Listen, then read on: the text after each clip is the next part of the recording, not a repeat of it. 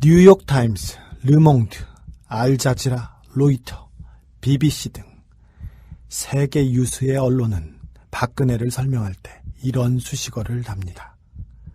딕테이터스 도터, 독재자의 딸. 외국 유력 언론이 박정희와 그의 딸 박근혜를 어떻게 평가하고 있는지 단적으로 보여주는 대목입니다. 대선이 다가오면서 박근혜의 5.16 평가가 쟁점으로 떠오르고 있습니다. 2007년 구국의 혁명, 2012년 최선의 선택, 관점의 변화는 없습니다. 그래서 오늘 상식에게 묻고자 합니다.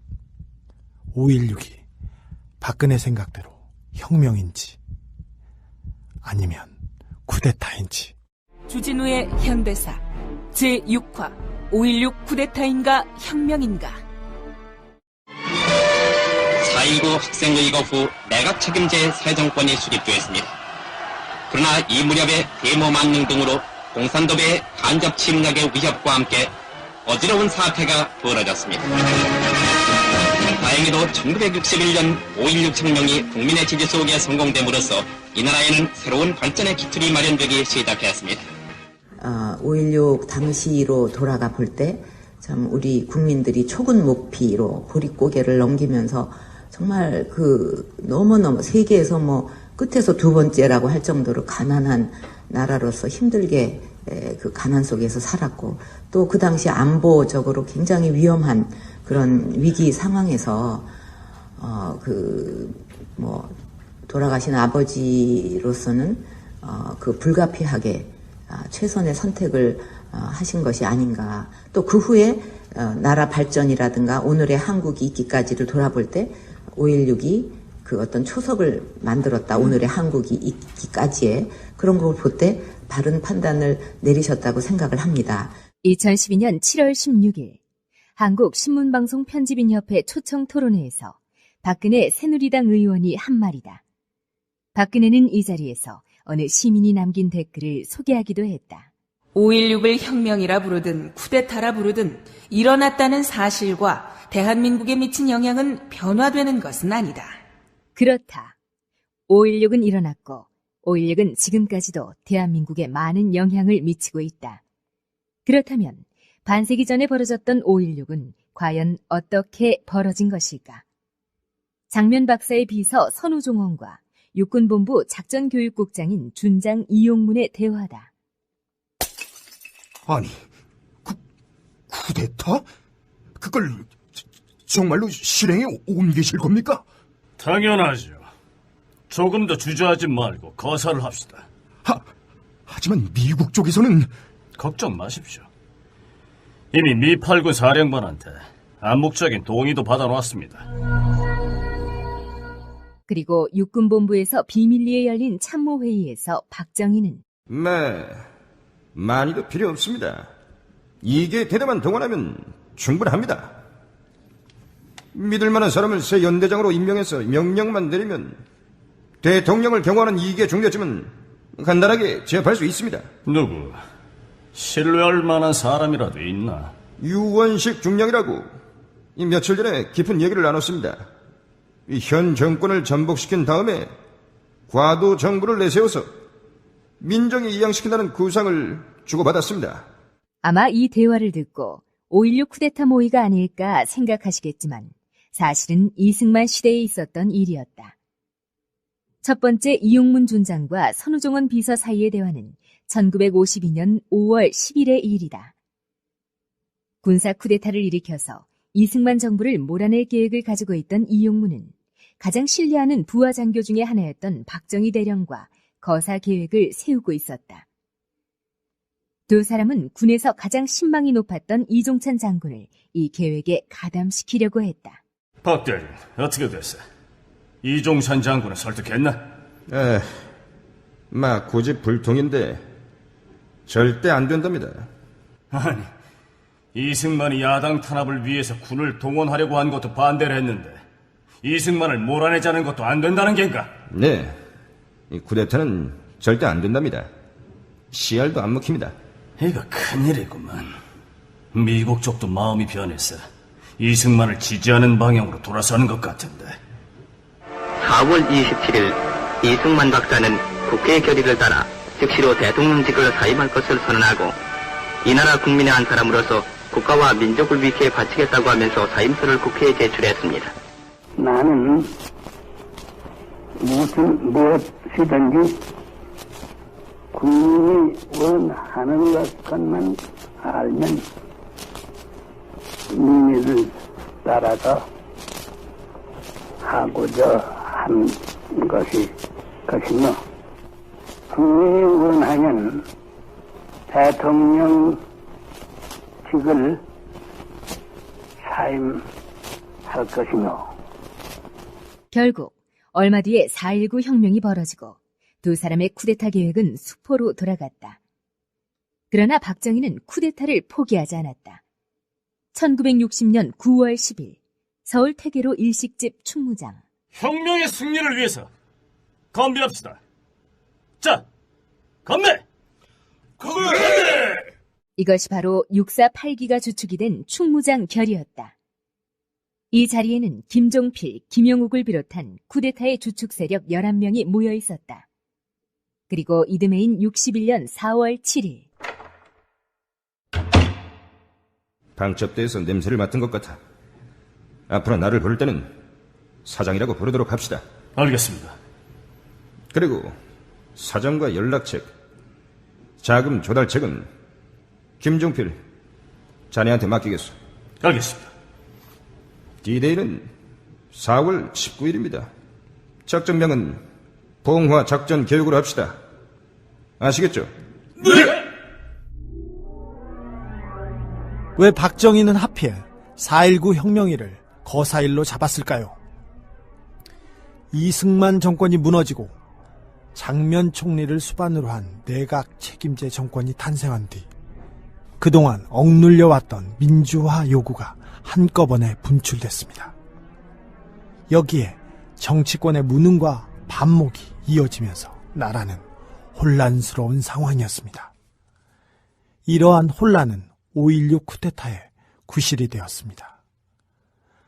박근혜 역시 2007년 대선 후보 검증에서 이와 같은 발언을 했습니다. 5.16은 그 구국혁명이었다. 그렇게 생각을 하고 있습니다. 당시 나라가 혼란스러웠고 남북 대치 상황에서 잘못하면 북한에 흡수될 수도 있는 상황이었습니다. 박정희 일당은 4.19 1주년 기념일에 나라 전체가 극심한 혼란에 빠질 것이라고 계산했다. 4.19 1주년이 되면 학생들과 혁신 세력이 또다시 대규모로 대모를 벌일 것이요. 그러면 이 대모를 진압하기 위해서 수도권 부대들이 폭동 진압이 동원될 거고, 진압하는 척하다가 혁명군으로 재빨리 돌변해서 정부를 뒤엎는다, 이겁니다. 과연 현실은 박정희의 뜻대로 되었을까? 아니 조용해? 예. 길거리도 대학교도 조용합니다. 뭐야 김종필 자네, 학생들까지 포섭해서 데모하라고 시키지 않았어? 그런데 분위기가 워낙에 조용하니까 이 친구들도 부담스러웠나 봅니다. 이런 젠장. 4.19 1주년은 박정희의 예상과는 달리 평온하게 지나갔다. 1961년에 들어서 한국은 서서히 자율적인 질서를 찾아가고 있었다. 장면 정부도 여러 고비를 넘기고 서서히 통치력을 발휘하는 상황이었다. 따라서 극심한 혼란 때문에 쿠데타를 일으켰다는 주장은 사실이 아닌 것이다. 그러나 쿠데타를 향한 박정희의 욕망은 사그러들지 않았다. 5월 14일. 자고로 혁명은 성공하면 충신이고 실패하면 역적이라고 했어. 목숨을 내놓고 하는 만큼 완벽해야 한다는 거요. 자, 목숨을 다해서 혁명을 꼭 성공시킵시다. 자, 건배! 건배! 친애하는 애국동포 여러분, 은인자중하던 군부는 드디어 오늘 아침 미명을 기해서 일제히 행동을 개시해 국가의 행정, 입법, 사법 3권을 완전히 장악하고 이어 군사혁명위원회를 조직했습니다. 군부가 골기한 것은 부패하고 무능한 현 정권과 기성 정치인들에게 이상 더 국가와 민족의 운명을 맡겨줄 수 없다고 단정하고, 이와 같은 우리의 과업이 성취되면 참신하고도 양심적인 정치인들에게 언제든지 정권을 이양하고 우리들 본연의 임무에 복귀할 준비를 갖추겠습니다. 대한민국 만세, 골기군 만세. 쿠데타 발생에 대해서 정치적, 도의적 책임을 통감하고 총사퇴하는 바이다. 5월 18일 국무총리 장면. 임시 뉴스를 보내드리겠습니다. 윤보선 대통령은 이제 국무원은 자진해서 총사직을 단행하였습니다.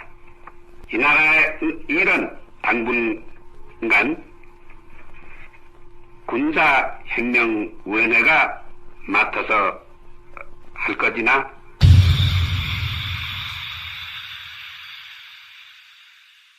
쿠데타는 범죄일까요? 범죄입니다. 특히 군인이 일으킨 쿠데타는 총칼로 헌정 질서를 유린한 내란으로 인정돼 사형에 처할 수 있게 되어 있습니다. 그러나 5.16을 일으킨 박정희는 단 한 번도 법의 단죄를 받지 않았습니다. 5.16뿐입니까? 죽는 날까지 대통령을 하려고 밀어붙인 유신헌법 제정. 이것은 내란이라고 헌법학자들은 지적합니다. 특별선언과 비상조치를 선포하고 국회를 해산시킨 것. 이것은 헌법에 근거하지 않은 체제 파괴 행위입니다. 사실상 내란 행위였다는 이야기입니다. 다시는 이 나라의 본인과 같은 불운한 군인이 없도록 합시다.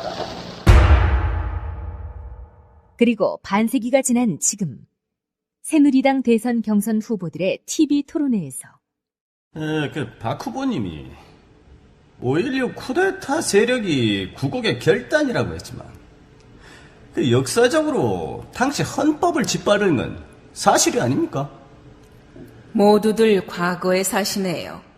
국민들도 다르게 생각하시는 분들이 계시고 정치권에서 그걸 가지고 계속 싸우면 나라까지 분열됩니다. 이제는 역사의 판단에 맡겨야 합니다. 계속 수십 년 전 일을 갖고 또 그것도 지금 의견이 갈라져 있는 것 같고 내 생각대로 모든 게 돼야 된다. 이렇게 내 역사관을 받아들여야 된다 하고 계속 그 얘기만 몇십 년 전 얘기만 하시는 거예요, 지금. 이 현재는 없어요. 두 분한테 현재는 없고 몇십 년 전 얘기만 계속 하시는 거예요. 그렇지 않고, 그래서. 언제나 꺼림칙한 과거를 가진 사람들이 단골로 내세우는 레퍼토리는 과거에 집착하지 말고 미래를 봐야 한다. 혹은 역사의 판단에 맡겨야 한다는 식이다. 과연 그 역사의 판단은 언제 내려질까? 뒤틀린 역사 속에서 부귀영화를 누린 사람들이 아무런 단죄도 심판도 받지 않고 천수를 누린 다음에나 내려질까? 지금도 박정희의 그림자가 강하게 드리워져 있는 한국 사회에서 우리는 역사를 끊임없이 돌아보고 물어보아야 한다. 과거와 현재를 잇는 선이 우리의 미래로 이어지기 때문이다. 쿠데타도 괜찮다는 사람이 대통령이 된다면 다음 정권에서 누군가 쿠데타를 획책한다 해도 막을 논리가 없습니다. 이 모순이 은근히 신경 쓰였는지 최근 박근혜가 불가피한 선택이라는 말로 5.16에 대한 또 다른 평가를 내리고 있습니다. 그게 어떤 정상적인 건 아니지 않습니까? 그런 상황에서 불가피한 선택을 할 수밖에 없었던 것이 여기에 동아일보 같은 수구 언론은 박정희의 쿠데타는 잘못됐지만 경제 발전은 무시할 수 없는 성과라는 논리를 펴니다. 쿠데타를 작은 오점인 양 축소평가하는 것이죠. 아무리 거꾸로 놓고 줄여놓고 봐도 군사 쿠데타는 쿠데타입니다. 사형에 처해야 할 내란 범죄일 뿐입니다.